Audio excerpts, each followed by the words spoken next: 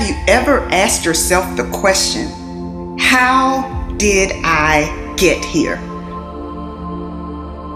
Many times we make subtle decisions that don't seem to be a big deal, but what we often fail to realize is that where you are today is the result of all of the decisions, big and small, that you've made up until this point. The good news is, even if you are not where you want to be right now, you still have a chance to rewrite your script. Yes, it's frustrating when you do not accomplish what you've expected to accomplish within the time frame that you set. Yes, all of us want our journey to be a straight path, but in actuality, your journey will have unexpected stops. It will have curves, it will have hills, it will have valleys, you will have sunny days, you will have rainy days. But you have to decide. If I encounter rejection, if I encounter frustration, if I am disappointed, I will not give up. The key is to learn how to separate your feelings from your performance. Yes, some days I don't feel like working. Some days I have to battle with unfair situations. But at the end of the day, I have a decision to make.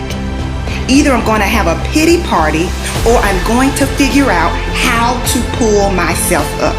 So I say to you today, pull yourself up. Lift up your bowed down head. Guess what? Every day I have to choose to pull myself up. There will always be something that you can complain about. There will always be something that you could be worried about. But what I'm challenging you to do is to pursue your goals in spite of what's going on around you. Take a close look at your life, your health, your relationships, your business, your career, and ask yourself a simple question. Have I given my all? If you are not careful, fear, doubt, and worry will keep you stuck wishing your circumstances were better, but never doing what it takes to improve them. It's time for you to pursue what you really want, not what others want for you, not what others expect from you, but you gotta pursue what you really want with everything you've got.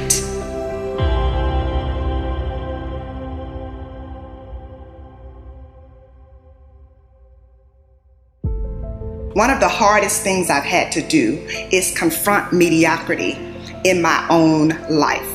I'm challenging you to commit to dismantling whatever it is that has been holding your destiny hostage. Is it self-doubt? Is it the fear of being rejected? Is it self-sabotage? Is it refusing to let go of the past? Don't get so wrapped up in what happened yesterday that you miss out on the opportunities that are waiting for you today.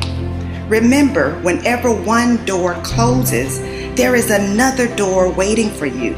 Don't second guess yourself, and don't be so afraid of failing that you create excuses instead of producing results.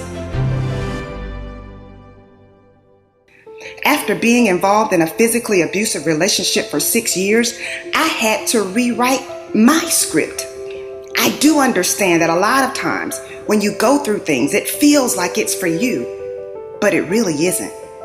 It's really so that you can help someone else get through that same thing. And you can say to them, listen, I made it through, and so can you.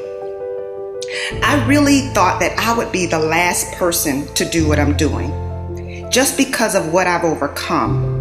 What I thought about myself. I did not like myself. I did not like the way I looked. I did not like the person in the mirror. And so I was the person who was in front of everyone else. And everyone thought I was happy. Everyone thought I had it all together. But I was secretly depressed.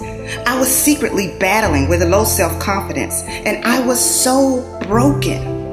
And how many of you know that when you are broken sometimes, you can attract the exact opposite of what you need? In retrospect, I know why I stayed in an unhealthy relationship for 6 years. In my mind, I could not do any better. In my mind, there was no way that anyone else would be attracted to me. So I stayed. But eventually, I came to realize that I was not lucky to have him, but he was lucky to have me. I came to realize that I deserved better. You see, setting higher standards might mean that you have to wait a little longer than you anticipated, but getting what you deserve will be worth the wait. Will you commit to making yourself a priority? Yes, there are a lot of people counting on you. Yes, others need you. But guess who else needs you? You need you. Be confident in your ability to overcome any challenge that comes your way. Why? Because your level of confidence is going to determine what you strive for. If you don't have confidence, what you'll do is you'll see something that you want, but you won't go for it because you'll tell yourself, I'm not cut out for this. I'm not good enough for this. I don't speak well enough for this. I'm not credentialed enough, or I'm not qualified enough. And what you're doing is holding yourself back. I never thought that I would be speaking. I never thought that I would be Dr. Jessica Houston. I never thought that I would be traveling the world. I never thought that I would be an author. But it took me stepping out of my comfort zone. It took me saying to myself, you will not let your daughter take the same route that you took. That's what helped me the most. What I have discovered is that women are very good at pretending to be okay. Many times we suppress what we're dealing with and we cover it all up. Women are natural nurturers. In fact, we often help and support others even when we are facing a challenging situation ourselves. Unlocking your destiny is going to require that you add yourself to your priority list. You need you.